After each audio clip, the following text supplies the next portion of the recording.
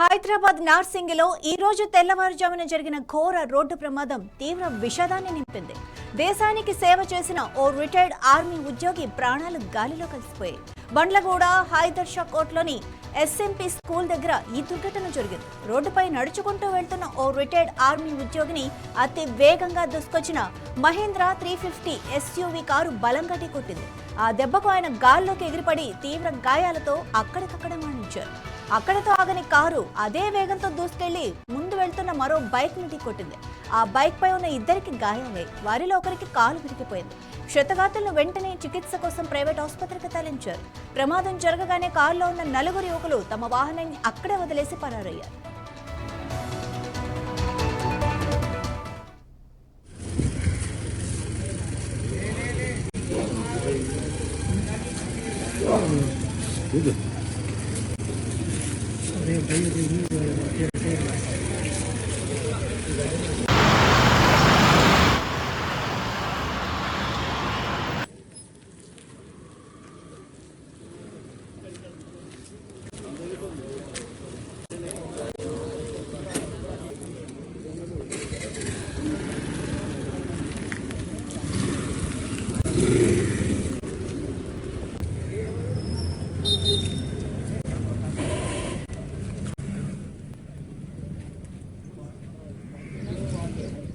సంఘటన స్థలానికి చేరుకున్న నార్సింగి పోలీసులు ప్రమాదానికి కారణమైన కారును స్వాధీనం చేసుకున్నారు.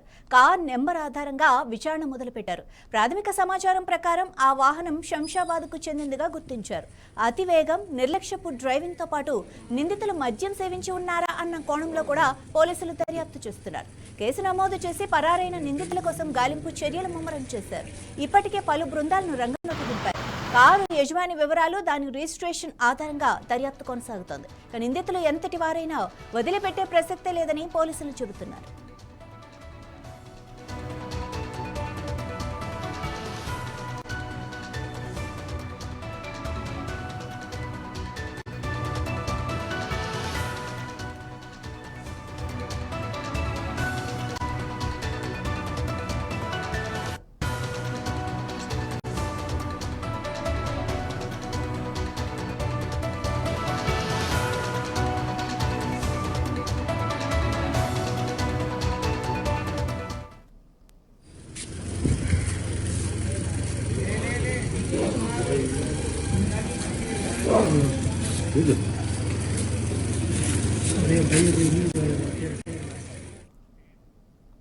హైదరాబాద్ నార్సింగిలో ఈ రోజు తెల్లవారుజామున జరిగిన ఘోర రోడ్డు ప్రమాదం తీవ్ర విషాదాన్ని నింపింది.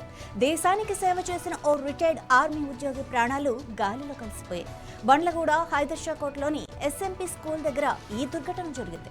రోడ్డుపై నడుచుకుంటూ వెళ్తున్న ఓ రిటైర్డ్ ఆర్మీ ఉద్యోగిని అతి వేగంగా దూసుకొచ్చిన మహీంద్రా 350 ఎస్యూవీ కారు బలంగా ఢీకొట్టింది. ఆ దెబ్బకు ఆయన గాల్లోకి ఎగిరిపడి తీవ్ర గాయాలతో అక్కడికక్కడ మరణించారు. అక్కడితో ఆగని ఆ కారు అదే వేగంతో దూసుకెళ్లి ముందు వెళ్తున్న మరో బైక్ ను కూడా ఢీకొట్టింది. ఆ బైక్ పై ఉన్న ఇద్దరికి గాయాలయ్యాయి. వారిలో ఒకరికి కాలు కూడా విరిగింది. క్షతగాతులను వెంటనే చికిత్స కోసం ప్రైవేట్ ఆసుపత్రికి తరలించారు. ఇక ప్రమాదం జరగగానే కారులో ఉన్న నలుగురు యువకులు తమ వాహనాన్ని అక్కడే వదిలేసి పరారయ్యారు.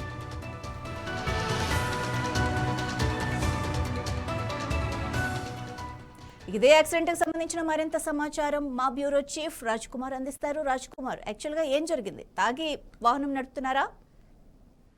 మాధవి, అత్యంత ఘోరమైన విషాదకరమైన సంఘటన ఇది. దేశానికి సేవలు అందించి రిటైర్డ్ అయిన ఆర్మీ జవాను తన పనిలో భాగంగా ఉదయంనే ఆయన బయటకు వచ్చాడు. బండి మీద మామూలుగా వెళ్తా ఉన్నాడు. సో అతన్ని ఒక ఎస్యూవీ వెహికల్ నలుగురు యువకులు వీళ్ళు తాగి నడిపినట్టుగా స్పష్టంగా కనబడతా ఉంది. ఈ మధ్యలో మనం చూస్తున్నాం, ఇంతకుముందే ఇప్పటిదాకా మనం లైవ్ అందించాం. అత్యంత ఘోరమైన సంఘటన ప్రియాంక మెడికో, ఆమె నిన్న కన్ను విడిచింది. 6 రోజుల పాటు వైద్య చికిత్స అందించారు. బ్రెయిన్ డెడ్ అయింది. సో ఈ సంఘటన కూడా, ప్రియాంక సంఘటన కూడా అంతే. ఇద్దరు తాగుబోతులు యువకులు ఆ అమ్మాయిని కావాలని యాక్సిడెంట్ చేసి చంపిన పరిస్థితి రాజమండ్రిలో జరిగితే ఇప్పుడు కిమ్స్ ఆసుపత్రిలో ఆమె మరణించింది. సో అది మరొక ముందే మరి ఇప్పుడు ఈ సంఘటన తెల్లవారుజామున జరగడం అత్యంత ఘోరం. ఈ మధ్యలో మనం చూస్తున్నాం, యువత అంతా కూడా ఈ గాంజాకు అలవాటయ్యారు, డ్రగ్స్ కి అలవాటయ్యారు. విచ్చలవిడిగా కనీసం సభ్యత సంస్కారం లేదు, మానవ విలువలు లేకుండా ఇలా తాగడము, రోడ్డు మీద వెళ్తున్న వారి దారిలో వెళ్తున్న ఈ వ్యక్తిని అతని అతను వెళ్తున్నాడు, అతని గుద్దడంతో అక్కడికక్కడే మరణించాడు. అంటే చూడండి, అక్కడికక్కడే మరణించాడంటే వాళ్ళు ఎంతో వేగంగా ఉన్నారు, ఎంత బలంగా ఢీకొట్టారో మనకు అర్థమవుతోంది. కనీసం యాక్సిడెంట్ అయితే కాళ్ళో రెక్కలు ఎరుగుతాయి, కానీ ఈ జవాను అక్కడికక్కడే మృతి చెందడం, మళ్ళీ అదే వాహనము రోడ్డు మీద వెళ్తున్న మరొక ద్విచక్ర వాహనాన్ని గుద్దడంతో వారికి కూడా గాయాలైన పరిస్థితి. సో దీన్ని చూస్తే స్పష్టంగా అంత తెల్లవారుజామున కూడా ఈ మద్యం మత్తులో ఉన్నారంటే అసలు ఏం జరుగుతుంది నగరంలో? ఇప్పటికే పోలీసులు ఈగల్ టీం చాలా తనిఖీలు నిర్వహిస్తున్నప్పటికీ కానీ వీధిన ఇక గాంజా, డ్రగ్స్ అనేది విచ్చలవిడిగా అమ్ముతున్నట్టుగా మనకు స్పష్టంగా కనబడుతుంది. రాత్రి నిన్న ఆదివారం, ఇది తెల్లవారుజామున అంటే వీకెండ్. సో ఈ వీకెండ్స్ లో చాలా మంది యువత ఈ యొక్క పబ్బులకు, తర్వాత ఈ యొక్క డ్రగ్స్ కు, వీటికి, ఈ పార్టీలకు అటెండ్ అవుతూ రాత్రంతా గడిపి తెల్లవారుజామున ఇంటికి వెళ్లే పరిస్థితులు మనం చూస్తున్నాం. సో ఈ నేపథ్యంలో ఇది జరిగినట్టుగైతే పోలీసులు ప్రాథమికంగా నిర్ధారించారు, ఇంకా ఎంక్వైరీ చేస్తున్నారు. ఆ 4 యువకులు అక్కడ వెహికల్ వదిలిపెట్టి వెళ్ళిపోయారు. ఇది శంషాబాద్ సంబంధించిన వెహికల్ అని ప్రాథమికంగా నిర్ధారించారు. దీని మీద ఆ వెహికల్ నంబర్ ట్రేస్ చేసి ఆ ఓనర్స్ ఎవరు, ఆ యువకులు ఎవరు, వారు ఎవరికి సంబంధించిన వాళ్ళు, ఎక్కడి నుంచి వస్తున్నారు, ఎక్కడికి వెళ్తున్నారు, ఎలా జరిగిందనే పోలీసులు దర్యాప్తు చేస్తున్నారు. మాధవి. Right, thank you Raj Kumar.